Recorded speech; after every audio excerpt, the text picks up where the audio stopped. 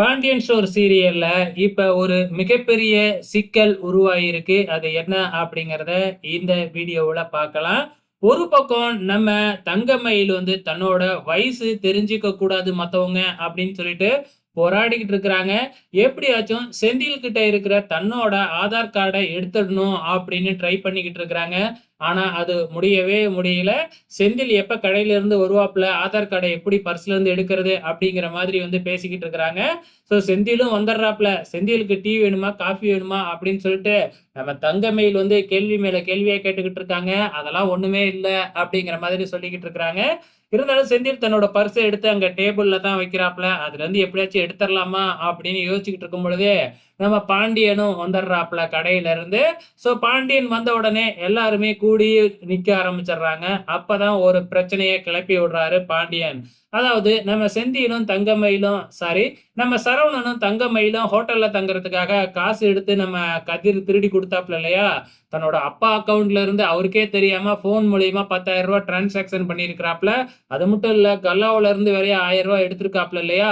அந்த விஷயத்த பத்தி தான் இப்ப பாண்டியன் மறுபடியும் பேச ஆரம்பிச்சிருக்கிறாப்ல. இது 2மே ஒரே நாள்ல தான் நடந்திருக்கு. கணக்கலங்கல இருந்து ரூ. 1000 காணோம். அதே மாதிரி என் அக்கவுண்ட்ல இருந்து ரூ. 10,000 போயிருக்கு. அப்படிங்கிறதையும் நம்ம பாண்டியன் கண்டுபிடிச்சிருக்கிறாப்ல. யார் எடுத்தது?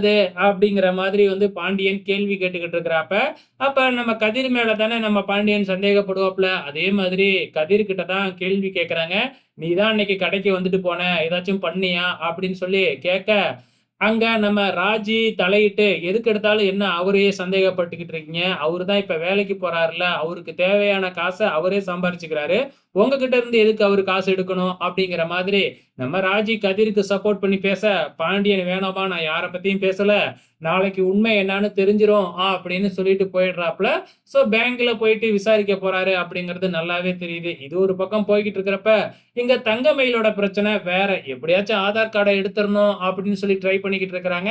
நம்ம கதிரோட பர்ஸ் அந்த இடத்துல நம்ம செந்திலோட பர்ஸ் அந்த இடத்துல இருக்கு.